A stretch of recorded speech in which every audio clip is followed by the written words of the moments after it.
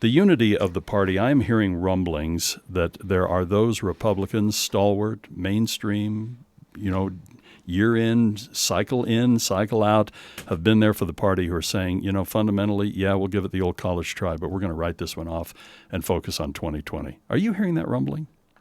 A lot. And it's funny when Trump says that about unity. I certainly have found the best way to ensure unity are really mean-spirited, spot-on nicknames for everyone who has ever come across his path.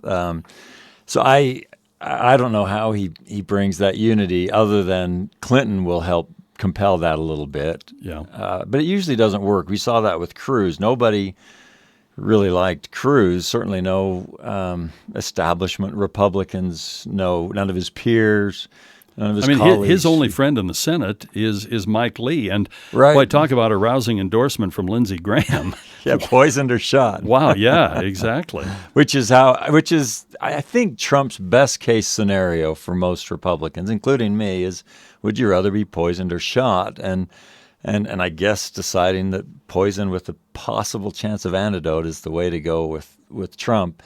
That's unity, but it's not one that endures. Yeah, exactly.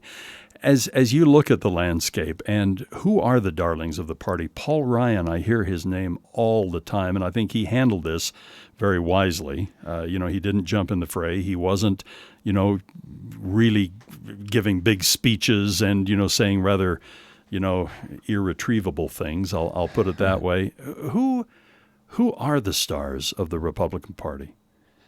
That's a great question because we started out with 17 candidates.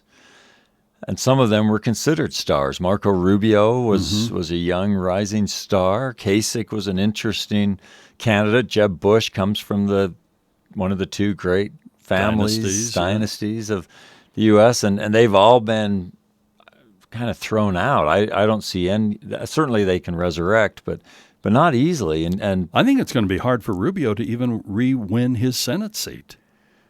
Right. Well, he's not even running this time, so he has to figure out the next. That's right. He's not. I'm glad you mentioned that. I had just assumed he was, but that's right. He said he's not. Yeah, he went all in on this thing. Yeah. So yeah. Now that is all in, and where do you go from there? Chris Christie was another kind of interesting Republican. Yeah. He seems to be completely destroyed. Although who knows if Trump actually pulls out, then he'll get some interesting position. But Paul Ryan is really the only name that comes up. I've been thinking about it, and I thought, so many of the people that were in the fray, Bobby Jindal, others, I just don't see their path. But then again, I didn't see a path for Donald Trump. I have to do all the disclaimers today.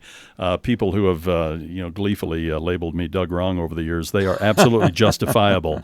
Now that Donald Trump is the presumptive nominee for the party. But that, I have to tell you, that's kind of where my great hope is. You always wish for the best in the short term, but I think this is the time that the Republican Party really does need to play a long game here and really plan for the future. And 2020 may be the time. Well, one of our mutual friends who we like and typically enjoy his positions and stances is John Huntsman, our former governor, John Huntsman Jr., and he came out fairly strong about supporting Trump and getting together, and that he could be that kind of. And he went even further than that. The first sentence didn't surprise me, but when he went on and said he could be that kind of transformational figure who realigns the demographics, kind of like Reagan in 1980, and he mentioned a couple of other times.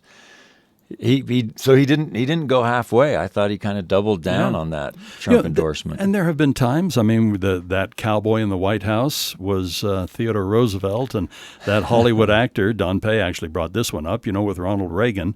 However, I'll tell you, I think at any stage in what had been the preceding moments, I think there was much more depth and credibility and solidarity with and solid cores of those individuals than I'm sensing here. And I hope I'm wrong, especially if Donald Trump becomes the president of the United States. I really hope I'm wrong. The worst thing to me about Donald Trump, besides all of the normal things we've talked about, just how insulting, how debasing he's been to our election system, is that he has really said some beyond offensive but dangerous things about Muslims, about women, about immigrants. Those are the type of things that are very hard to put back. If it was just kind of lying Ted and some funny things here and there, a few little misspeaks, and some of the shallowness on some of these policies, he can get people around him who can help on that. And if he, Reagan wasn't known to be a real deep guy on a lot of issues, but he had a governing core, he had good people, and he kind of saw it through, and he just never went to the dark places that Trump has gone so frequently. I'll tell you, I worry about it. I worry about the whole Democrat establishment not having to say a word and only using our words.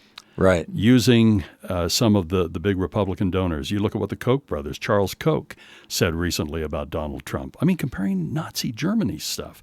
You look at what Ted Cruz has said, what Marco Rubio has said, what Rand Paul has said, the list goes on, what Mitt Romney has said. And I just see all those things coming up in the campaign and in Hillary Clinton ads.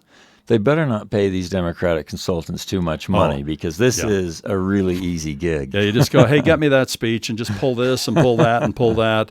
And we got this made, put up a fairly good picture of Hillary, and we're done. Right. So, Kirk, I always appreciate our conversations. Thanks so much. And we'll be tapping into your expertise again. I always appreciate you dropping by. Thank you, Doug.